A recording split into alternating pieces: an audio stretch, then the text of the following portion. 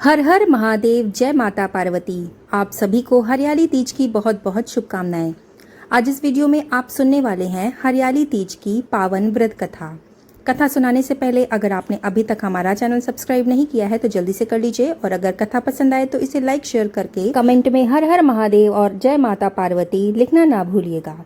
कथा सुनाने से पहले आपको बता दें कि इस दिन महिलाएं निर्जला व्रत रखती हैं। इस दिन भगवान शंकर और माता पार्वती की बालू या मिट्टी से मूर्ति बनाकर उनका पूजन किया जाता है।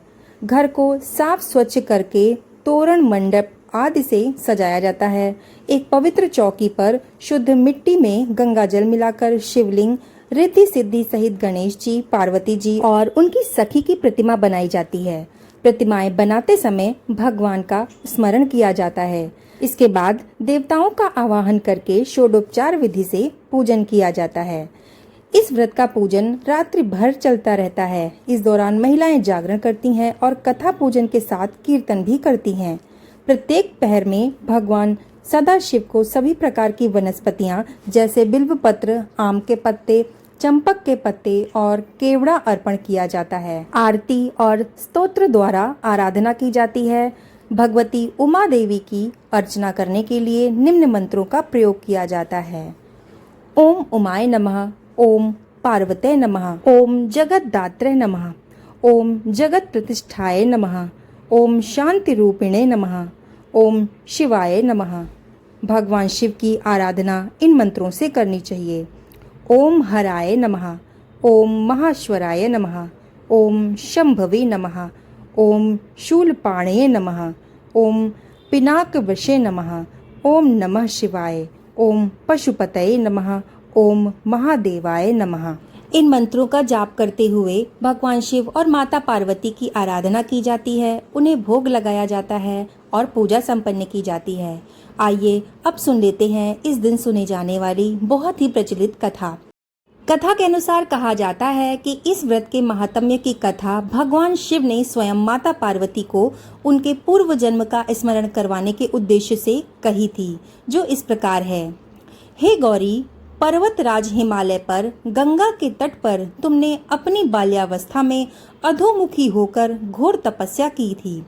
इस अवधि में तुमने अन्न न खाकर हवा का सेवन के साथ तुमने सूखे पत्ते चबाकर काटी थी।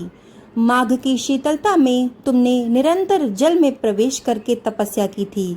वैशाख की जला देने वाली गर्मी में पंचाग्नि से शरीर को तपाया था। सावन की मूसलाधार वर्षा में खुले आसमान के नीचे बिना अन्न जल ग्रहण किए तुमने व्यतीत किया था। तुम्हारी इस कष्टदायक तपस्या को देखकर तुम्हारे पिता बहुत दुखी और नाराज थे। तब एक दिन तुम्हारी तपस्या और पिताजी की नाराजगी को देखकर नारद जी तुम्हारे घर पधारे थे। तुम्हारे पिताजी द्वारा आने का कारण पूछने पर नारद जी कहते हैं कि हे गिरिराज, मैं भगवान विष्णु के भेजे जाने पर यहाँ आया हूँ।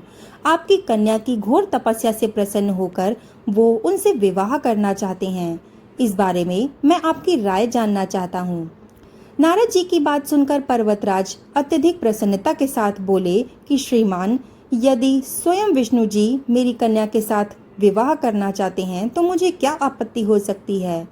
वे तो साक्षात ब्रह्म हैं।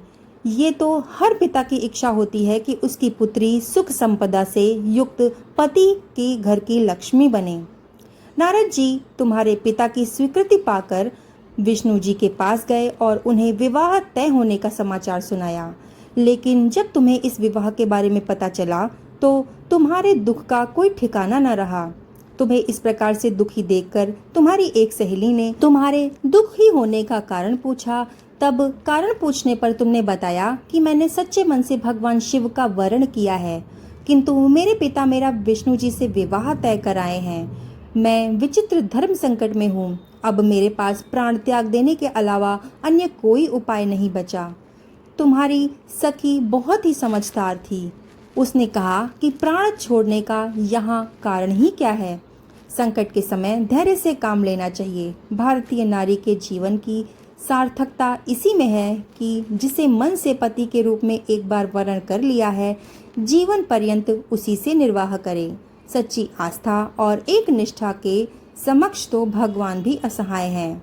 मैं तुम्हें घोर वन में ले चलती हूँ। जो साधना थल भी है और जहाँ तुम्हारे पिता तुम्हें खोज भी नहीं पाएंगे। और मुझे पूर्ण विश्वास है कि ईश्वर अवश्य ही तुम्हारी सहायता करेंगे। तुमने ऐसा ही किया। तुम्हारे पिता तुम्हें घर में ना पाकर बड़े ही चिंतित और दुखी हुए। वो सोचने लगे कि मैंने तो विष्णु जी से अपनी पुत्री का विवाह तय कर दिया है। यदि भगवान विष्णु बारात लेकर आ गए और कन्या घर पर नहीं मिली तो बहुत ही अपमान होगा। ऐसा विचार करके पर्वतराज ने चारों ओर तुम्हारी खोज करवाना शुरू कर दिया। इधर तुम्हारी खोज होती रही, उधर तुम अपनी सहेली के साथ नदी के तट पर एक गुफा में मेरी आराधना में लीन रही। उस दिन तुमने रेत के शिवलिंग का निर्माण किया, रात भर मेरी स्तुति में गीत गाकर जागरण किया। तुम्हारी इस कठोर तपस्या के प्रभाव से मेरा आसन हिल उठा और मैं शीघ्र ही तुम्हारे पास आ पहुंचा और तुमसे वर मांगने को कहा। तब अपनी तपस्या के फलीभूत मुझे अपने समक्ष पाकर तुमने कहा कि मैं आपको सच्चे मन से पति के रूप में वरण कर चुकी हूँ। यदि आप सचमुच मेरी तपस्या से प्रसन्न होकर यहाँ पधारे हैं तो मुझे अपनी अर्धांगिनी के रूप में स्वीकार कर लीजिए। तब तथास्तु कहकर मैं कैलाश पर्वत पर लौट गया। प्रातः काल होते ही तुमने पूजा की समस्त सामग्री नदी में प्रवाहित करके अपनी सखी सहित व्रत का पारण किया। उसी समय गिरिराज अपने बंधु बांधवों के साथ तुम्हें खोजते हुए वहां पहुंचे। तुम्हारी दशा देखकर अत्यंत दुखी हुए और तुम्हारी इस कठोर तपस्या का कारण पूछा। तब तुमने कहा कि पिताजी, मैंने अपने जीवन का अधिकांश वक्त कठोर तपस्या में बिताया है। मेरी इस तपस्या के केवल उद्देश्य महादेव जी को पति के रूप में प्राप्त करना था। आज मैं अपनी तपस्या की कसौटी पर खरी उतर चुकी हूँ, क्योंकि आप मेरा विवाह विष्णु जी से करने का आपने निश्चय कर लिया था। इसलिए मैंने अपने आराध्य की तलाश करने के लिए मैं घर से वन चली गई थी। अब मैं आपके साथ इसी शर्त पर चलूंगी कि आप मेरा विवाह महादेव के साथ करेंगे। पर्वतराज ने तुम्हारी इच्छा स्वीकार कर ली और तुम्हें घर वापस ले गए। कुछ समय के पश्चात उन्होंने पूरे विधि विधान के साथ हमारा विवाह कर दिया।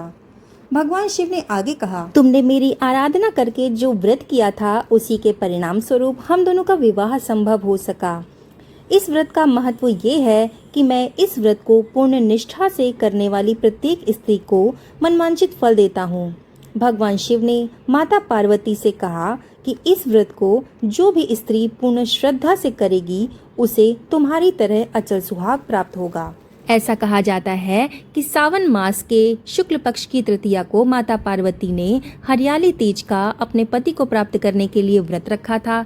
तभी से महिलाएं हरियाली तीज का इस दिन व्रत रखती हैं और अपने सुहाग की लंबी उम्र की कामना करती हैं। अब सुनते हैं हरियाली तीज पर सुनी जाने वाली माँ पार्वती की आरती। ओम जय पार्वती माता मैया, जय पार्वती माता, ब्रह्म सनातनी देवी, शुभ फल की दाता। ओम जय पार्वती माता, अरिकुल पद्म विनाशिनी, जय सेवक त्राता, जग जीवन जगदम्बा, हरिहर गुण गाता। ओम जय पार्वती माता, सिंह को वाहन साजे, कुंडल है साथा, देव वधू जस गावत, नित्य करत ताथा। ओम जय पार्वती माता, सतयुग रूप शील अति सुंदर, नाम सती कहलाता, हे मांचल पर जन्मी, सखियन संग राता। ओम जय पार्वती माता, शुंभ निशुंभ विदारे, हे मांचल स्थाता, सहस्र भुजा तनु धरि के, चक्र लियो हाथा। ओम जय पार्वती माता, सृष्टि रूप तुम ही है जननी, शिव संग रंग राता, नंदी भृंगी बीन लही, सारा जग मद माता। ओम जय पार्वती माता, देवन अरज करत हम। कवचित को लाता गावत दे दे ताली, मन में रंग राता। ओम जय पार्वती माता। श्री प्रताप आरती मैया की, जो कोई नर गाता। सदा सुखी नित रहता, सुख संपत्ति पाता। ओम जय पार्वती माता। ओम जय पार्वती माता। आरती सुनने के बाद जयकारा लगाते हुए कमेंट में जय माता पार्वती लिखना ना भूलिएगा और अपने परिवार वालों के साथ शेयर करके इस वीडियो को लाइक कर दीजिएगा। चैनल पर नए हैं तो सब्सक्राइब कर दीजिएगा। तो मिलते हैं ऐसे ही सुंदर वीडियो के साथ, तब तक के लिए धन्यवाद।